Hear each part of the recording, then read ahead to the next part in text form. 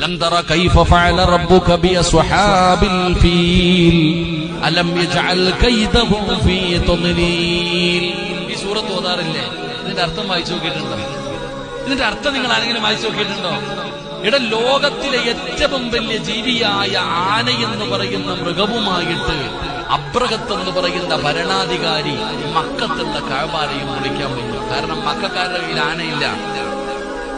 ആന എന്ന് പറയുന്ന ജീവിയുമായി അബ്രഹത്ത് എന്ന് പറയുന്ന ഭരണാധികാരി അള്ളാഹുടെ കഅബാലയം വിളിക്കാൻ വന്നപ്പോ അള്ളാഹ് എന്താ ചെയ്തേ? ആ ചെറിയ കിളിയുണ്ടല്ലോ, കുരുവി, ആ ചെറിയ കിളി, ആ കിളിയെ കൊണ്ട് അല്ലാഹു സുബ്ഹാനഹു വ തആല ആ അബ്രഹത്തിന്റെ ആനപ്പടയെ തകർത്ത് കളഞ്ഞില്ലേ? അല്ലാഹ് പറഞ്ഞില്ലേ പശുവ് പുല്ല് തിന്നിട്ട് ബാക്കി വന്നത് ചവിട്ടി തേക്കുന്നത് പോലെ അബ്രഹത്തിന്റെ ആനപ്പടയെ അല്ലാഹു തകർത്ത് കളഞ്ഞു എന്ന് അല്ലാഹുവിന്റെ വിശുദ്ധ ഖുർആൻ. അല്ലാഹു